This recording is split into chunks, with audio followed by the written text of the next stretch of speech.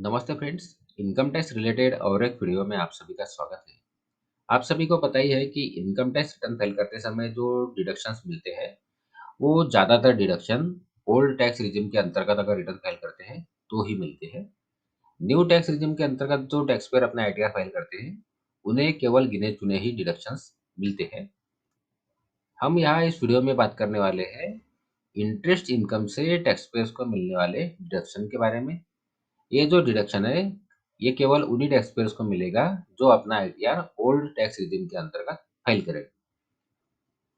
हम यहाँ बात कर रहे हैं टैक्स पेयर्स को बैंक, पोस्ट ऑफिस और कोऑपरेटिव सोसाइटी से मिलने वाले इंटरेस्ट की इनकम से डिडक्शन के विषय में।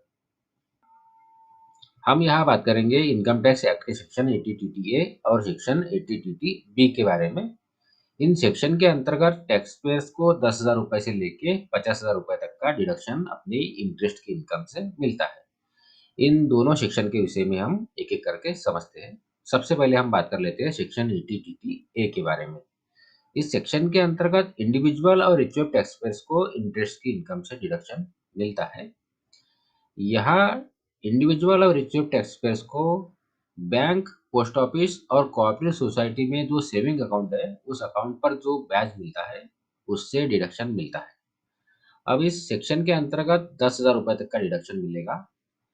यदि टैक्स पेयर्स को साल भर में 10,000 रुपए से ज़्यादा सेविंग अकाउंट से ब्याज मिलता है तो उन्हें 10,000 रुपए तक का डिडक्शन मिलेगा और बाकी की इनकम पर टैक्स उन्हें भरना होगा।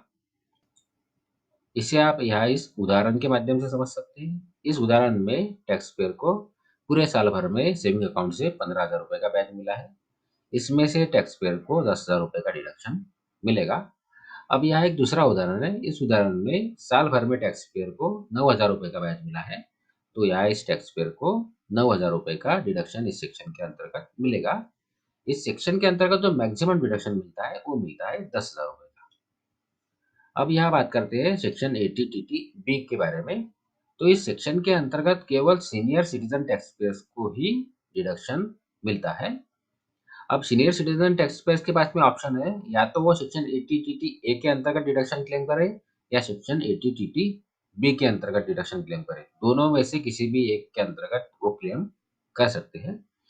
इस सेक्शन के अंतर्गत सीनियर सिटीजन टैक्स पेयर्स को बैंक, पोस्ट ऑफिस और कोऑपरेटिव सोसाइटी से जो भी इंटरेस्ट मिलता है, फिर चाहे वो सेविंग अकाउंट से हो या एफडीआर अकाउंट से हो, उन्हें उस इंटरेस्ट की इनकम से 50,000 रुपए तक का डिडक्शन मिलेगा। इसका मतलब सीनियर सिटीजन टैक्स पेयर्स को पूरे साल भर के दौरान बैंक, पोस्ट ऑफिस और कोऑपरेटिव सोसाइटी से इंटरेस्ट की इनकम 50,000 रुपए से ज़्यादा होती है तो उन्हें 50,000 रुपए तक का डिडक्शन उनकी इंटरेस्ट की इनकम से मिलेगा और बाकी की इनकम पर उन्हें टैक्स भरना होगा। और अगर पूरे साल भर में जो इंटरेस्ट की इनकम मिलती है वो 50,000 रुपए से कम है तो जितनी इनकम मिली है उतने का डिडक्शन टैक्स पेयर्स को मिलेगा। अब इसे भी हम एक उदाहरण के माध्यम से समझते हैं। इस उदाहरण में यहाँ जो पूरे साल भर में इंटरेस्ट मिला है उसकी अमाउंट है 75,000 रुपए। तो इस इंटरेस्ट की इनकम से सेक्शन 80TTB के अंतर्गत 50,000 रुपए का deduction senior citizen tax payers को मिलेगा और 25,000 रुपए के ऊपर टैक्स भरना होगा। और दूसरे उदाहरण की अगर बात करें तो यहाँ इंटरेस्ट की इनकम पूरे साल भर में 42,000 रुपए है। तो यहाँ सीनियर सिटीजन टैक्स पेयर को 42,000 रुपए का डिडक्शन सेक्शन 80TTB के अंतर्गत मिलेगा। तो जो टैक्स पेयर अपना आईटीआर ओल्ड टैक्स रिजिम के अंतर्गत फाइल करेंगे उन्हें सेक्शन 80TTA और सेक्शन 80TTB के अंतर्गत अपनी इंटरेस्ट इनकम से डिडक्शन मिलता है जिसका क्लेम वो कर सकते हैं। आशा करता हूँ इस वीडियो की जानकारी आपको यूजफुल लगी हो। अगर इस वीडियो की जानकारी आपको यूजफुल लगी है तो वीडियो को लाइक करिए, चैनल को सब्सक्राइब करिए। धन्यवाद।